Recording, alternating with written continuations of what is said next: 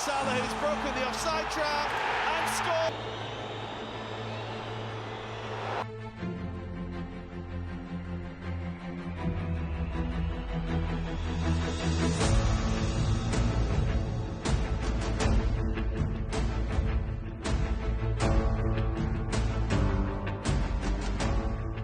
We'd ask the question, who's had a better season, Mo Salah or Raphinha? Liverpool, of course, travelling to PSV Eindhoven for their final game of the league phase is Barcelona against Atalanta. Ian, if you were to pick one right now, who would you say has had the better season so far? I think it's hard to argue that Mohamed Salah has been one of the best players in world football for a long period of time now, especially over the last 6 months. He's taken his game to the next level. I think that Ballon d'Or is certainly in reach for someone like him. But this season right now, as far as multi-competition, consistency of performance, consistency of putting the stats up there, and I know the goals are very level across all competitions between the two of them. I think Mohamed Salah's team performance, the way he impacts the team, how he impacts every single game, how he wants to play every single game, how he shows great attitude this season compared to last season under Jurgen Klopp, where he was a little disgruntled, didn't necessarily seem himself. I think there's no real fight here. For me, Mohamed Salah has been by far the best player in European football up to this point, and I think that will continue between now and the end of the season. I think if the question was most improved, you might turn the dial a little bit towards Raphinha. I mean, remember what we saw in English football when he was playing for Leeds. The difference between the Raphinha we saw then to what we're seeing this season is unbelievable, and that gap is perhaps a little bit larger compared to Mo Salah. But when we make these comparisons between two players on different teams, it's also the way that the team is playing has a huge impact on how you rate these players. So with that being said, who do you think's having a better season, Barcelona or Liverpool? I mean, Liverpool are having a better season. That's obviously an example in the Champions League. I know Barcelona are right behind them. They're actually the only team that can catch them if they have a miracle in the Champions League standings. They would need a tremendous successful day for that to happen and Liverpool to have a shocker, which doesn't seem to be the case because Arne Slot has won all 7 of his Champions League games so far. But Mohamed Salah obviously pushes Liverpool to be a better team as far as I'm concerned. In the Champions League in particular, his assists has really stood out to me, not necessarily his goals. And that's what the impact I'm talking about here. I want to see Mohamed Salah not necessarily just be this goal scorer and grab all the headlines in a contract year for him where we understand he might leave the football club. It's this creativity that he still has.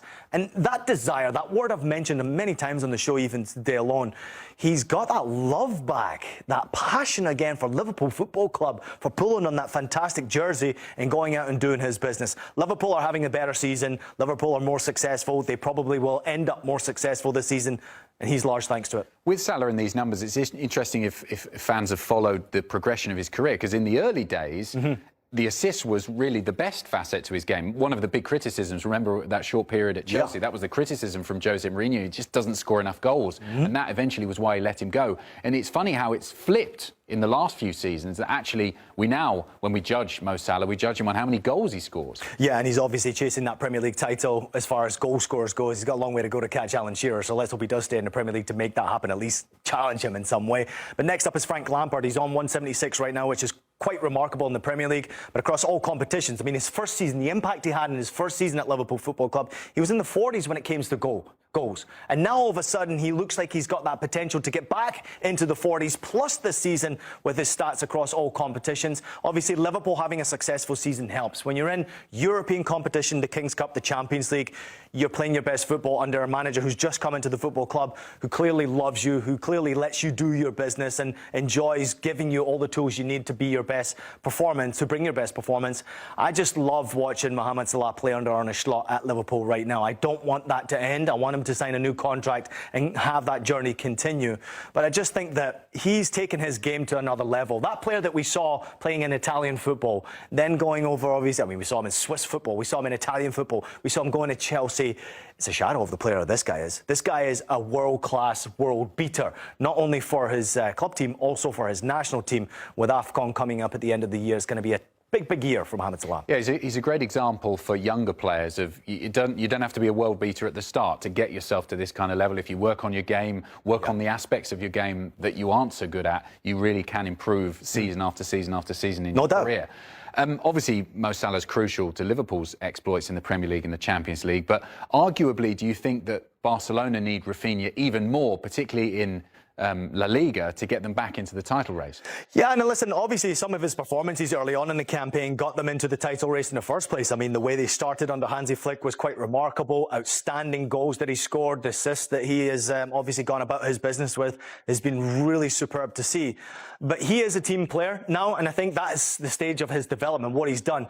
This statistic to me right here, chances created, that is the most by any player in European football. I mean, it's remarkable what he's done to elevate his game and take his game to the next level. He's gone from being a player at Leeds United that was somewhat of a team player, that we could tell he had some sort of potential. Maybe he can go to the next level. How far can he actually go? What we're witnessing right now is we're watching a player move into the world-class category. Now, people will criticise me for saying that Raphinha is world-class. I break that down as if I was choosing a best 11 or let's say a best 15 squad of players to be world-class right now, in-form players, who am I choosing? Raphinha's getting in that team.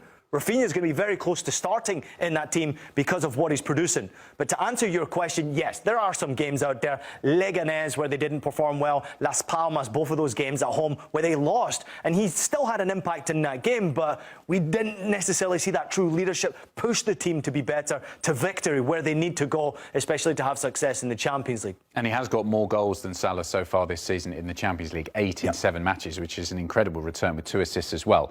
The other thing as well for me is when you judge a player, it's almost always the best thing to do is to pay attention to what the players who play with them week in, week out on the pitch say. Yeah. And Lewandowski and Lamine Yamal, who are kind of part of that attacking trio that Barcelona have at their disposal, they both say that they love playing with Raphinha because he's such an unselfish player. He's able to drift inside, to drift out wide. And I think all 3 of those make each other better. Yeah, no doubt about it. And I think also the management comes into that as well. When you have a manager who comes in, like Hansi Flick, who wants to have an impact in some way, I'm really impressed with the way that he's handled Raphinha. I mean, he's worn the captain armband multiple times this season for Barcelona. What a great honour that is. To go from where he once was in his career to be a Brazilian national team player first and foremost, now being one of the more important players in a Brazil jersey, now being one of the more important players in a Barcelona jersey, taking that step in your game, improving as a professional is one thing. Taking it to a world-class level is something completely different. You need support. You need the best players around you to be able to make you a better player. Lewandowski's experience. Can you imagine what the work's like on the training ground? Being able to have conversation and word. I've been fortunate enough to meet Robert Lewandowski and have conversation. I had dinner with him and his wife. It was wonderful. I learned a lot. I can't even imagine what he's teaching someone like Raphinha every single day, just drilling in what it needs to be a team player, what it means to be a world-class player, how you can elevate your game and obviously go to that next level and really demand the big paychecks at the end of the day, but also success when it comes to trophies. You haven't even had dinner with me. In terms of comparing the two, obviously you've said, and I agree with you, that right now you would choose Mo Salah. But in terms of ceiling,